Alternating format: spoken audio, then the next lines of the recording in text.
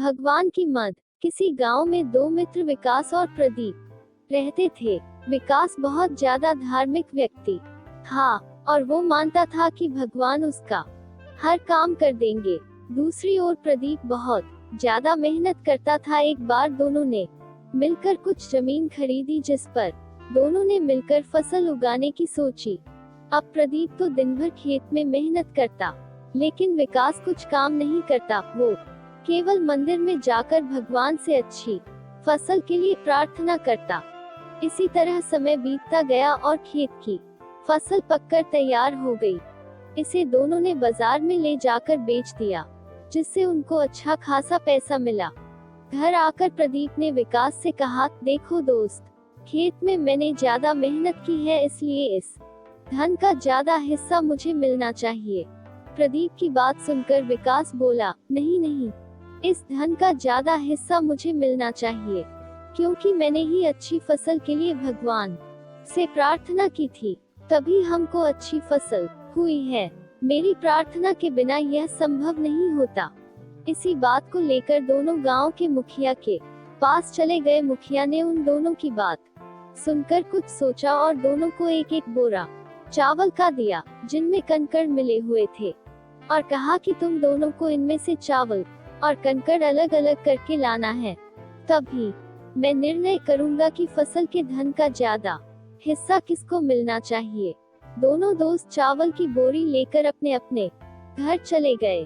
प्रदीप ने तो रात भर जागकर चावल और कंकड़ को अलग कर दिया। विकास अपनी आदत के अनुसार चावल की बोरी को मंदिर में लेकर गया और भगवान से इसे साफ करने में मदद मांगी। भगवान से इसे साफ करने की प्रार्थना करके आराम से सो गया। अगले दिन सुबह प्रदीप चावल और कंकड़ को अलग अलग करके उसे मुखिया के पास लेकर चला गया। विकास भी बोरी को मंदिर से उठाकर वापस मुखिया के घर ले आया। विकास को पूरा भरोसा था कि भगवान ने उसका काम कर दिया होगा। अब मुखिया ने दोनों से पूछा कि बताओ तुमने कितने चावल साफ किए। इस पर प्रदीप ने तो जितने थे उतने बता दिए। विकास ने भी पूरे आत्मविश्वास के साथ अपने बोरी खोली, लेकिन उसकी बोरी में वैसे के वैसे चावल में कंकड़ पत्थर मिले हुए थे, बिल्कुल साफ नहीं किए। अब मुखिया सारी बात समझ चुका था कि विकास बिल्कुल मेहनत नहीं करता है, इसीलिए अनाज के धन में भी कम हिस्सा मिलना चाहिए।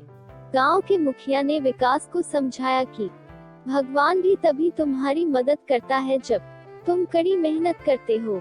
हर काम में तुम भगवान के भरोसे बैठे रहोगे और मेहनत नहीं करोगे तो इस दुनिया में पीछे रह जाओगे।